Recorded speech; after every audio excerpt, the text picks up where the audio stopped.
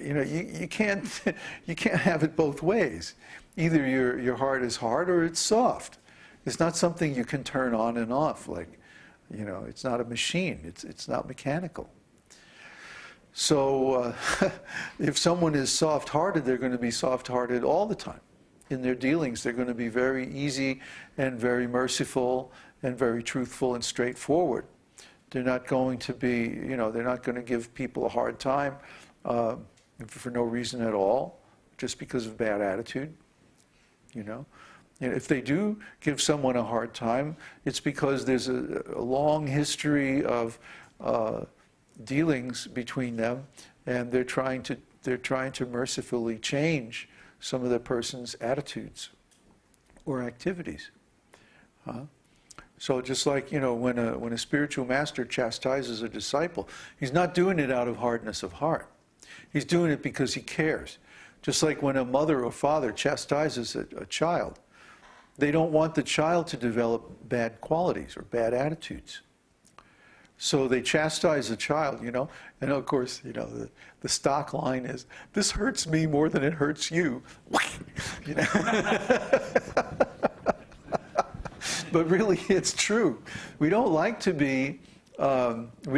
yell at people, but if they're, on the verge of making some horrible mistake, then it's really important that we correct them. So sometimes we have to do that, but we don't like to. Okay, so now we have 4 kinds of anarthas. 4 kinds are svarup brahma, which means illusion regarding one's eternal identity. Asat trishna, which means thirst for material things. Aparada, which means offenses. And hridaya daurbalya, which means weakness of heart or hardness of heart. So now each one of these is divided into further subdivisions. Svarupa Brahma is of 4 kinds. Svatattva Brahma, which is also called Jiva Swarup Brahma, which means illusion about one's own spiritual identity. Now, what does that mean? Well, when people think that I am this body, or I am a member of this family, or I am a citizen of this country, or I am male, or I'm female, or I am, this kind of person, that kind. I'm strong, I'm weak, I'm poor, I'm rich, I'm young, I'm old, I'm this, I'm that. This is illusion about one's real identity. We're not situated in our real spiritual identity. Instead, we are accepting some temporary qualities, some temporary identities, some material idea of who we are. So this is illusion. Why is it illusion? Because it's temporary. Now my body is getting old, but before it was young. Now my hair is white, before it used to be brown. Well, what happened? It's temporary. So if I think, oh, I'm an old man. No, that wasn't true 20, 30 years ago. And 20 or 30 years from now, it's not going to be true either. So this is just temporary.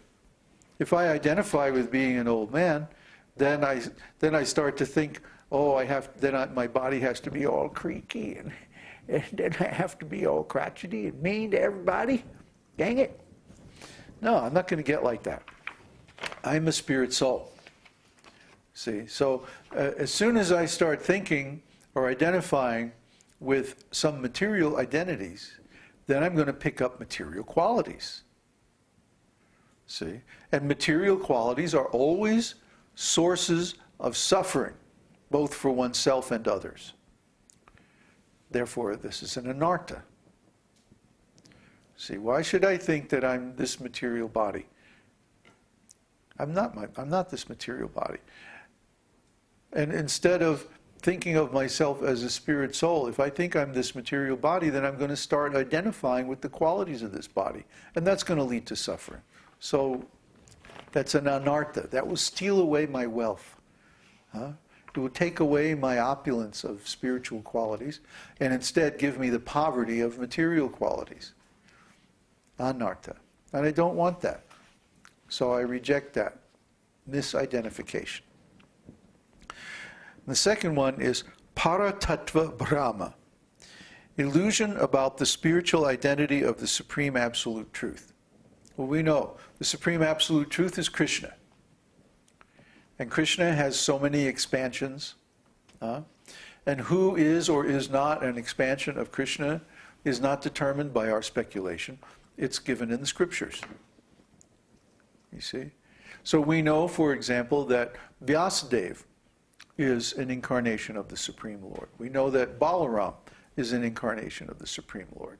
Lord Chaitanya, Dattatreya, and Rishabdev, and so many others. They are incarnations of the Lord because they're mentioned in the scriptures. If, let's say, I was going to a foreign country, or no, even better, if I was going to open a temple in a foreign country, and but I couldn't go, I wanted my disciples to go, then I would give them some paper saying, this person has the ability to act on my behalf. It's called a power of attorney. For example, if I go to India, and whoever stays here has to sell our truck, our wonderful truck,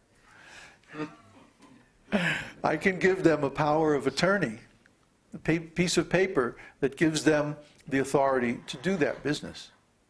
And I can make it as specific or as general as I want.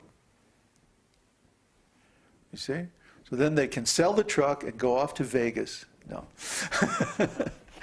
What you would get for that truck, you couldn't even go in the front door in Vegas. But the point is, when Krishna sends a representative, or when Krishna comes himself, he indicates in the scriptures, because the scriptures come from Krishna, he indicates who his incarnations are. You know, just like I would give a power of attorney, he gives in the Vedas the mention that, okay, this person is my expansion, this person is my incarnation. And we have different classes of incarnation of Krishna, and these are all given in the scriptures too. So we don't have to speculate, we don't have to guess, we don't have to use our imagination. And certainly we don't ever want to make a false claim to be an incarnation of Krishna if we're not. Just like the biggest problem early on in Srila Prabhupada's movement was a group of 4 sannyasis who wanted to claim that Krishna had incarnated as Srila Prabhupada. And Prabhupada, of course, put a stop to that very quickly. You know, it's not a good thing to speculate or guess about who is the incarnation of the Lord. We have to take it from the scriptures. Then you know, everything will be very clear, and we won't have this particular anartha of being an illusion about who is the Supreme Absolute Truth. The next anartha, class of anarthas, among the Svarupa Brahma, is called Sadhya Sadhana Tattva Brahma. Illusion about sadhana bhakti, the means of spiritual perfection, and sadhya, the object to be obtained by such sadhana, or in other words, prema bhakti. Now this is a very common anartha. It's very common because, as we have discussed many times, most devotees do not have an adequate, clear, or perfect or complete understanding of the process of sadhana bhakti itself. That's why we're presenting this whole series. That's exactly why we're presenting it. Because most devotees have not studied the nectar of devotion carefully, have not understood the different steps in the process of sadhana bhakti, have not understood the offenses, and as a result they're not so careful about committing them. leading to fall down and so on like that. And of course, they really don't understand these anarthas, therefore they have not been able to get beyond the stage of anartha nivritti. See? This is an epidemic among devotees, that because of misunderstanding the process, they have not been able to get beyond a certain stage. And that stage is exactly anartha nivritti. And I would say that this anartha in particular is the greatest stumbling block on the path of most devotees' advancement. They do not understand the process.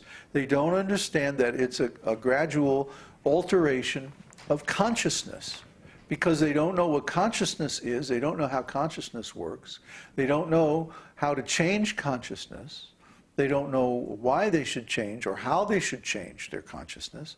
And so they misunderstand the whole process to be like an external religious